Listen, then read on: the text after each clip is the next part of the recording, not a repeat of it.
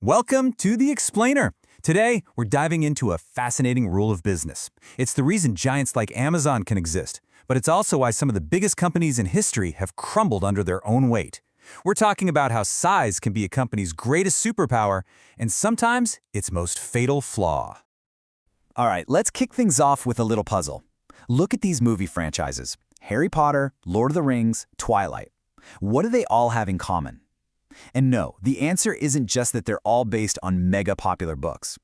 The real answer is a powerful economic idea that shapes pretty much everything, from Hollywood blockbusters to your morning coffee. The answer is they all took advantage of something called economies of scale. See, instead of filming one movie, then packing up, then coming back a year later, the studios shot multiple movies back to back.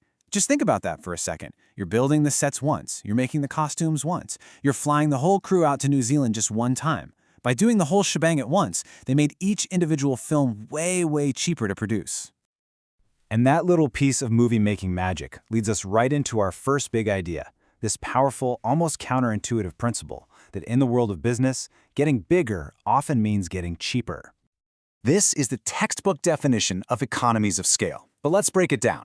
The basic idea is super simple. The more of something you make, the less it costs to make each one. Why? Because you've got all these huge fixed costs, the factory, the marketing team, the fancy software, and you get to spread that cost over thousands or even millions of items. This slide just nails the concept perfectly. Imagine for a minute that yes you, decided to build one single smartphone from scratch. The cost would be astronomical, right? You'd have to design it, source all the parts, build it. It's insane. But Apple, they make hundreds of millions of iPhones, so their cost for each phone is just a tiny fraction of what yours would be. That is economies of scale in its purest form. So how does this actually work? What's the secret sauce that lets big companies tap into these incredible cost-saving superpowers? Let's get into the mechanics of it. Well, it really boils down to these three key things. First up is specialization. In a huge factory, you don't have one person doing 10 different jobs. You have one person, or more likely a robot, doing one tiny task perfectly, thousands of times a day. Second, you've got massive buying power. When a company like Walmart calls up a supplier, they're not ordering a dozen of something, they're ordering 1,000,000. You better believe they're getting a huge discount. And third, you spread out all those internal costs. Think about it. The cost of one Super Bowl ad is crazy, but when you spread that cost across millions of products sold, the marketing cost for each single item becomes practically nothing. But here's the twist in the story. If getting bigger was always better, we'd eventually just have one giant company for everything, right? One company that makes our cars, our food, and our movies. But that's not how the world works, because there's a dark side to all this growth.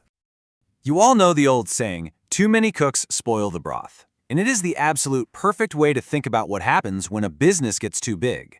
You start with a small kitchen, a few cooks, everything's running smoothly. But then you keep adding more and more people. Suddenly, they're bumping into each other. Nobody knows who's in charge of the salt, and the whole operation grinds to a halt. The exact same thing can happen to a company. And this is the official term for that tipping point: Diseconomies of Scale. It's that painful moment when the magic starts to work in reverse.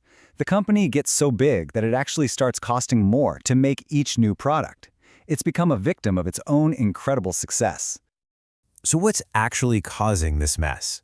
Well, as you can see, it's a whole bunch of things that creep in with size.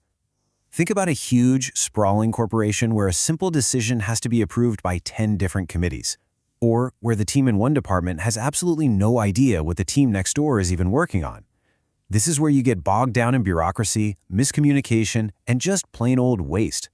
The company becomes slow, clumsy, and expensive to run. So on one hand, growth makes things cheaper.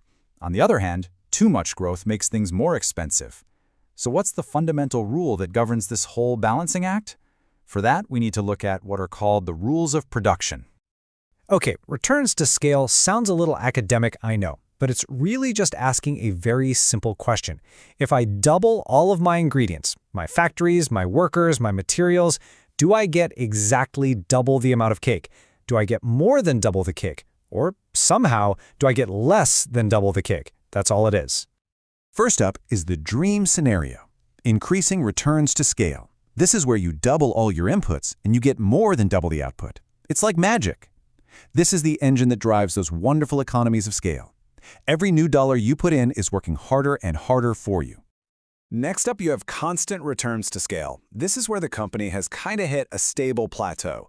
You double your inputs and you get exactly double your output. No more or no less. You're not really gaining any more efficiency, but hey, at least you're not losing any either. Things are holding steady. And finally, you enter the danger zone, decreasing returns to scale. Now you double all of your inputs, but you get less than double the output back. This is where all that inefficiency we just talked about has really taken root. And this is the direct cause of those painful diseconomies of scale. Now, for those of you who like a little bit of math, there's actually a pretty cool shortcut to figure all this out. It's called the Cobb-Douglas production function. Now, I know it looks a little intimidating, but don't worry about the letters. The only thing you need to look at are those two little exponents up top, alpha and beta. They just represent the impact of your capital and your labor. All you have to do is add them together to see what stage a company's in. And as this table shows, it's actually really straightforward. If alpha plus beta adds up to more than 1, you're in that amazing sweet spot of increasing returns. If it equals exactly 1, you're on that stable plateau. And if it's less than 1, well, you've hit the wall and you're in the danger zone of decreasing returns. Okay, so we've got all these theories. We've even got a formula. But how does this all play out in the real world? How does an actual business find its Goldilocks size? Not too big, not too small, but just right. Well, it all comes together in this classic U-shaped curve. The best way to think about it is like a roller coaster. When a company is small and growing, it's on the thrilling downward slope. Costs go down, down, down. That's economies of scale. Then it hits the flat part at the bottom. That's the sweet spot of maximum efficiency. But if it keeps growing and gets too big, the roller coaster starts to climb back up, and costs go up, up, up into the painful land of diseconomies of scale. So that means the goal for every single business on the planet should be to get to the very bottom of that U, right? Get as big as you can to have the lowest possible costs? Well, this is where the whole story gets really, really interesting. Not necessarily, and that's the key. The ultimate goal of a business isn't just to have the lowest costs, it's to make the most profit. I mean, think about your favorite local pizza place. They don't have a giant billion-dollar automated pizza-making robot because they don't need one.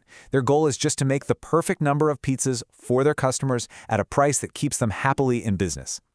And that right there is the biggest takeaway from all of this. The right size for a business isn't some fixed number. It's a constantly moving target. It's this delicate dance between driving down costs, meeting what your customers actually want, and managing the inevitable chaos that comes with growth. The smartest companies aren't always the biggest ones. They're the ones that have truly mastered these hidden rules of scale.